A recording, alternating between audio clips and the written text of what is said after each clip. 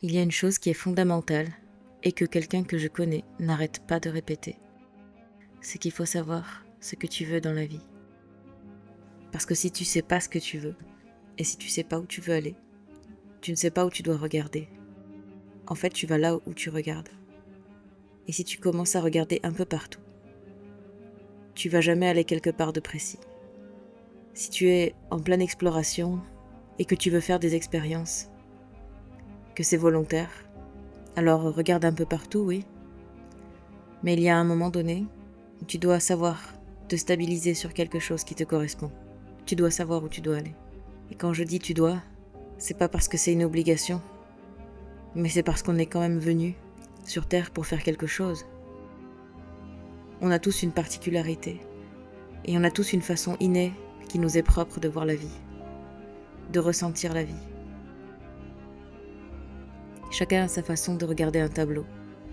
Quand on va dans un musée, on peut passer des heures à regarder la même chose. Et en fait, chacun aura une interprétation différente. Si on est tous uniques et qu'on fait parler la voix qui est à l'intérieur de nous, chaque chose prend un sens qui va être différent de celui du voisin et qui en même temps peut être compris universellement. Tu vois, c'est dans cette multiplicité, cette multitude de façons de penser, de voir la vie, de voir la beauté et de l'appréhender qu'on peut finalement trouver l'harmonie. Comme dans un grand orchestre où chacun joue de son propre instrument. Et c'est la totalité, l'assemblage de toutes ces notes qui crée quelque chose de beau. C'est comme si à plusieurs tout s'intensifie, tout se bonifie. Mais par contre, si quelqu'un joue faux, ça peut vite être dissonant. Qu'est-ce que ça veut dire jouer faux? Ça veut dire jouer un rôle dans sa vie. Être faux. Vouloir correspondre à une étiquette, à une façon de faire. À vouloir être comme tout le monde, mais finalement, ne jamais apporter sa vraie note. Alors on joue d'une façon commune, pour entrer dans la norme. C'est là où est le piège, dans la communauté. C'est un magnifique mot. Il y a le mot commun dedans. Mais en fait, il faut prendre ce mot-là comme une mise en commun des choses, et pas comme devenir quelqu'un de commun, celui qui est comme tout le monde, qui entre dans le moule. Et c'est là qu'on se trompe souvent en fait. Et du coup, c'est celui qui parle le plus fort, qui est le plus charismatique, le plus visible, qui prend la tête, et on va se conformer à lui. Alors on se rassemble autour d'une certaine façon de penser, et on se pose pas la question si c'est vraiment la nôtre. On le prend comme ça, on le valide comme ça, une façon de voir le monde, comme tout le monde. Et on finit par faire des choix en fonction de quelque chose qui n'est pas né de nous. Peut-être que pour lui c'est juste de penser comme ça, mais si toi, tu acceptes des idées préconçues, tu peux mettre en toi quelque chose qui t'est étranger et devenir quelqu'un de faux. Développer quelque chose qui ne correspond pas à ce que tu es venu faire justement. Alors on apprend à regarder là où on veut aller, à donner un sens, une orientation à notre vie. Mais l'enjeu c'est surtout de l'assumer, de le maintenir et de ne pas faire la girouette et de changer d'avis dès que quelqu'un s'y oppose. Et ce qui est beau, c'est quand on se rend compte que d'un point de vue à un autre, si on se met au sommet de la montagne du voisin et qu'on voit de là où il regarde, effectivement, lui aussi il a raison. Se mettre dans les yeux de l'autre, à sa place, et puis se dire ouais c'est vrai, je comprends. Et c'est toutes ces façons de voir la vie différentes qui nous permettent de justement nous approcher d'elle. Tout est différent dans la nature. Tous les arbres, toutes les races d'arbres, les races d'animaux se ressemblent mais ne sont pas les mêmes. Nous c'est pareil. Et parfois on se ressemble dans notre envie de ne pas être pareil. Alors on s'enferme dans des critères physiques, psychologiques, politiques, artistiques et tant d'autres. Il y a peut-être un goût de révolte dans tout ça, où finalement on aurait tous le droit à s'exprimer, sans rentrer dans des cases. Cette chose qu'on n'arrête pas de dire en France, le droit d'expression, la libre expression. Mais ça veut surtout dire la conscience des mots. La conscience que l'unanimité, elle est dans l'acceptation, dans l'authenticité de chacun. Et personne n'a à imposer sa façon de voir la vie. Quand bien même, ce serait la connaissance divine qu'il possède. Si tu l'imposes, tu la désacralises. Car si c'est une vérité, ce sera entendu par ceux qui doivent l'entendre, ceux qui ont envie de l'entendre. Alors, et toi dans tout ça, comment tu sais qui tu es et comment tu l'exprimes? Comment tu sais ce que tu veux? Sache que déjà chaque jour, tu es identifié par ce que tu fais. Tout ce que tu penses, tout ce que tu aimes, tout ce que tu désires. Ça finit par se matérialiser et créer quelque chose. Et à l'extérieur de toi, tu es transparent. Souvent quand on voit une maison hantée, on se doute bien qu'elle est hantée, avant même d'être rentré dedans.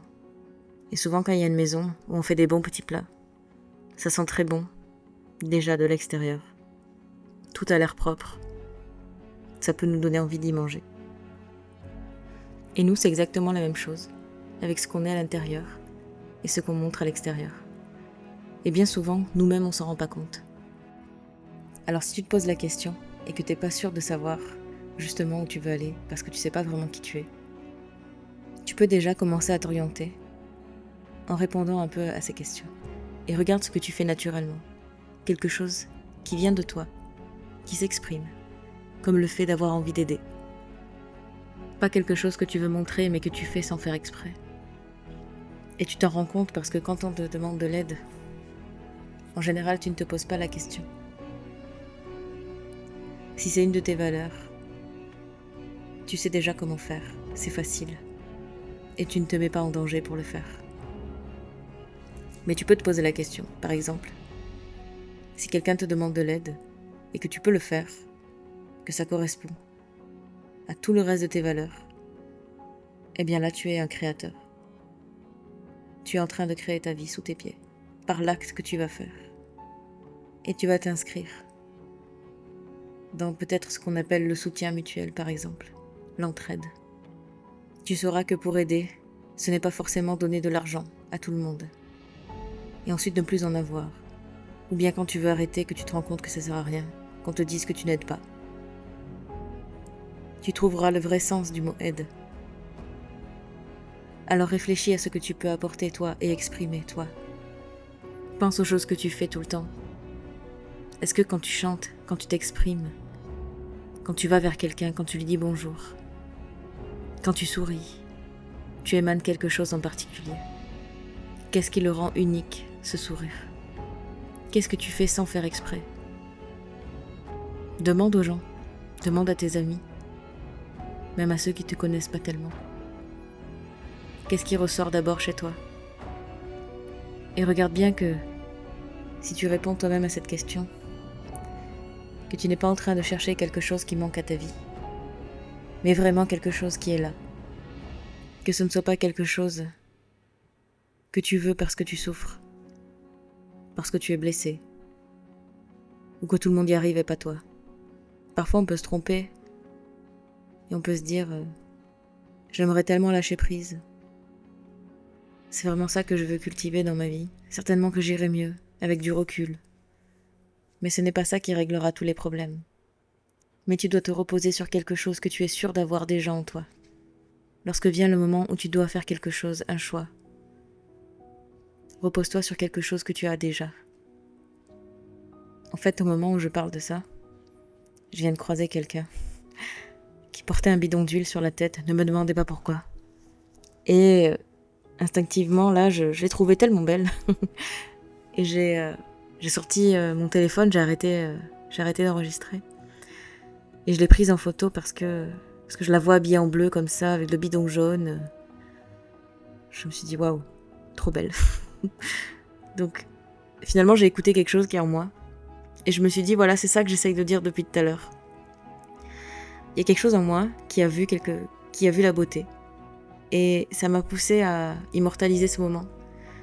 À le garder, en fait, finalement. Et ça m'a donné envie de le partager en fait. Non seulement de vous le dire, mais en même temps de la photo, je pourrais la partager et tout le monde pourra voir à quel point c'est beau. Et je pense que cette impulsion-là, qui est sans détour, qui fait hop, oh là là, photo. En plus, ça m'arrive un petit peu ces derniers temps de faire ça. C'est le moyen d'expression que j'ai trouvé aujourd'hui pour partager en fait. Tout comme je vous parle dans le micro. On peut vraiment exprimer la même chose, mais de façon vraiment différente en fait. Comme je disais, dans un bonjour, un sourire, et puis dans ces petites décisions-là de la vie de tous les jours. Et à chaque fois que je laisse parler à travers moi cette chose qui veut s'exprimer, je me rends compte que ça met tout le monde d'accord. Tout le monde est content en fait. C'est toujours bien reçu. Et en face de moi, elle ne pouvait que rire en fait. Je l'ai vue peut-être comme elle ne se voyait pas. Et voilà, j'ai aimé partager ça. Je pense pas que ce genre de choses peuvent se retourner contre moi. Si on agit vraiment avec le cœur, avec ce qui nous vient, à la limite, peut-être que la photo lui plaît pas, elle veut la supprimer. Mais rien ne peut entacher ce moment. Quand tu es empli de la valeur que tu portes, il n'y a rien qui peut t'arrêter. Rien ne peut résister à cette joie communicative de faire ce qu'on est en train de faire avec un amour, un côté naturel. Et en fait, on s'empêche tout le temps de le faire. Combien de fois on s'empêche dans la journée ? On a cette impulsion qui vient nous rencontrer, on veut faire quelque chose. On veut jouer avec un enfant dans le sable, dans un parc. On veut aller toucher un arbre, on veut même lui mettre la tête dessus. On veut s'approcher des choses belles. Mais on n'ose pas.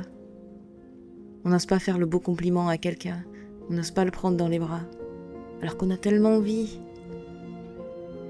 À chaque fois, on est rattrapé par quelque chose, des critères, des protocoles, des choses qui font que non, ça ne se fait pas, non, on ne fait pas ça. Mais partageons tout ce qui est communicatif, tout ce qui fait partie de la communion, de la communauté. Mettons en commun vraiment cela.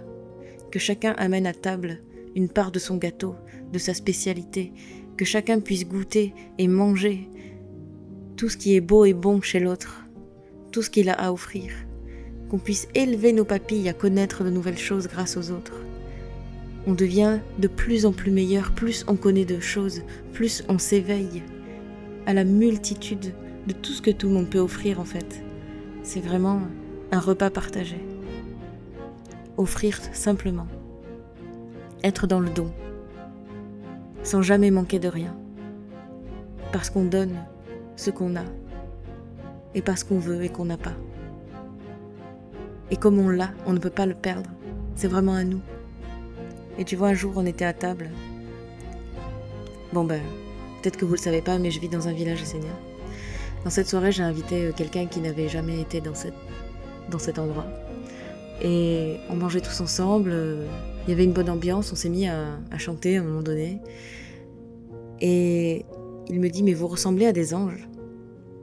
Et je me suis dit, ouais, c'est le retour. C'est le retour des choses, en fait, qui... Ça veut pas dire qu'on chantait bien. Ça veut pas dire que c'était parfait. Ça veut dire que ceux qui viennent à notre table, ils voient la communauté et la famille. Quand chacun est soi-même. Quand chacun chante. Ou ne chante pas. Quand on tape sur la table.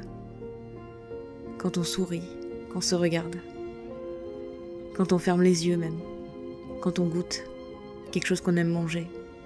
Quand on est tous dans notre extase personnelle, individuelle, dans notre beauté, eh bien là on rayonne.